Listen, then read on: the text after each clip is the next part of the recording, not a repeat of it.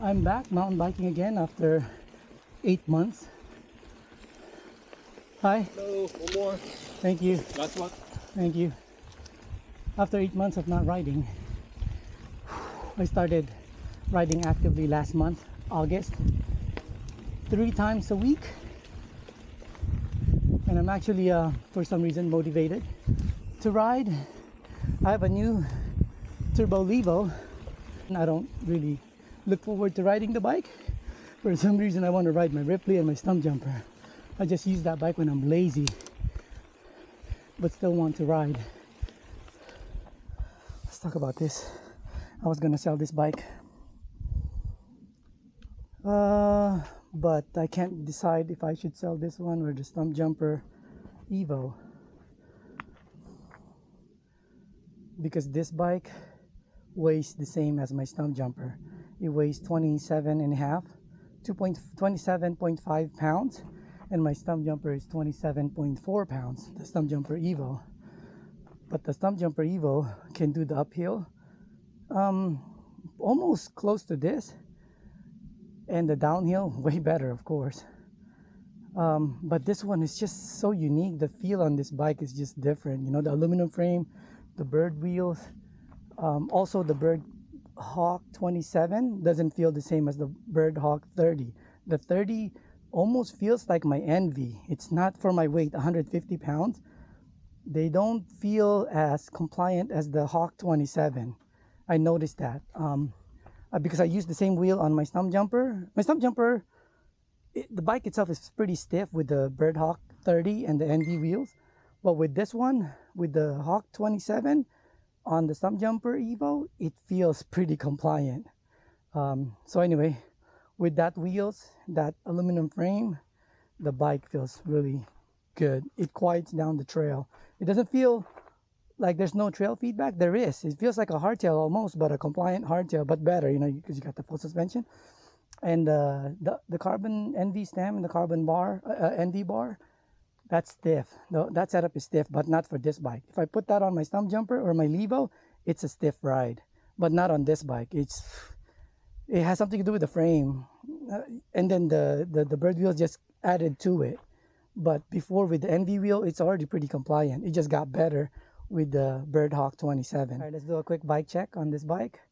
I have the ENVE M6 bar, 31.8, and the M6 ENVE stem, 35 mil. Pike Ultimate with 140 millimeter of travel. Debonair B1, not the C1, the B1, so it's more, for me, I feel like it's more supple for my weight. Ripley AF aluminum frame, size medium, stock Fox float. I don't even know what that is, but yeah, it's Fox float. It's no complaint on that. I was actually going to replace that with the Float X, but I didn't have to because the bike got better with the wheels. OneUp 180 dropper post, Silverado saddle carbon, XX1 shifter. Sorry, go back here again. XTR brakes. The caliper though, I'm running SLX caliper with XT brakes, Wolftooth dropper post. BBinfinite bottom bracket, always BBinfinite, lifetime warranty, and it's just smooth.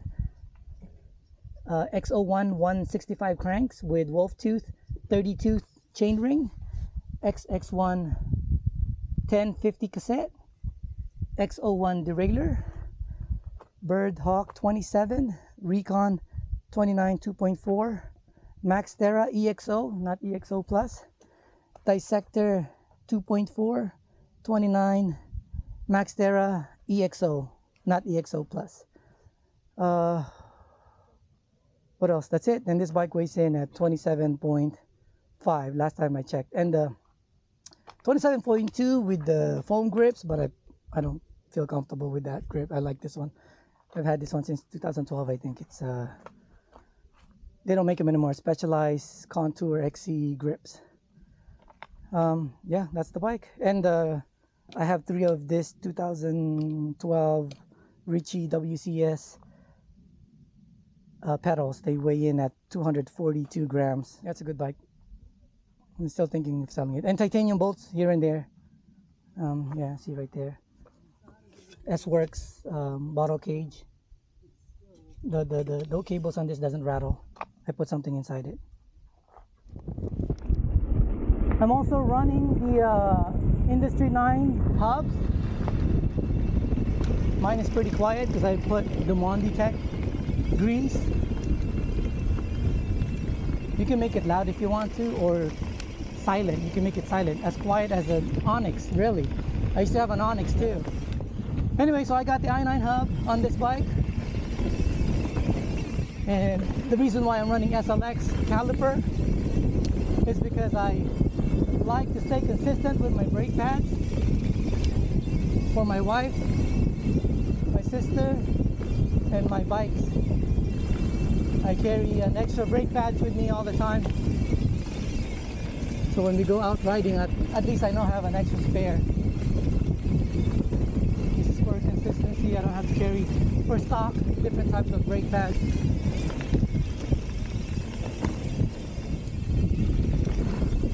This bike rides good. It feels like a small bike that's super capable and so quick to transition. On trails like this, it's small bumps and fast. It's quiet.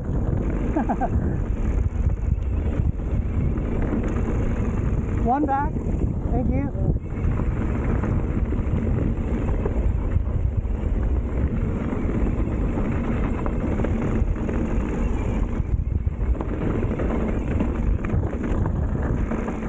You know, these little rocks here, the stump jumper, the bike will just keep this up. This one, you'll feel the trail feedback. Fuck! I'm not supposed to pull up. I hyperextended my left arm, but shit. I injured it on Tuesday, then again on Thursday. I had no choice, I need to pull up.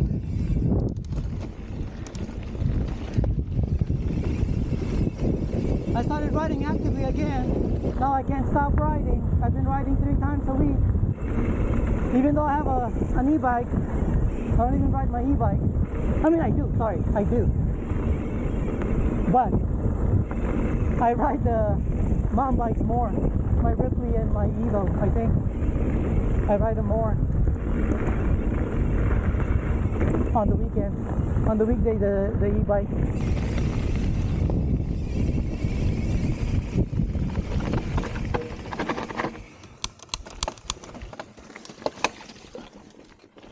This bike feels so good. You know what? One thing I want to say though, the Berd wheels, they're not easy to clean because I don't wash and soap my bike or water it. I don't. I just dust the bike off. Usually just the stanchions and the drivetrain. So my wheels, the spokes are dirty. They're brown. It's not easy to clean. You gotta. I don't plan on cleaning it. I'm just saying, if you plan on getting the Berd wheels, maybe don't get the white spokes. Even the black spokes, it's brown, and I don't ever wet my bike to wash it. I just dry wash mine, just wipe it dry. But I can't get rid of the Berd spokes. If I'm gonna get another wheel set, it's probably gonna be another Berd Hawk series wheels. They're just, for my weight, they feel pretty compliant.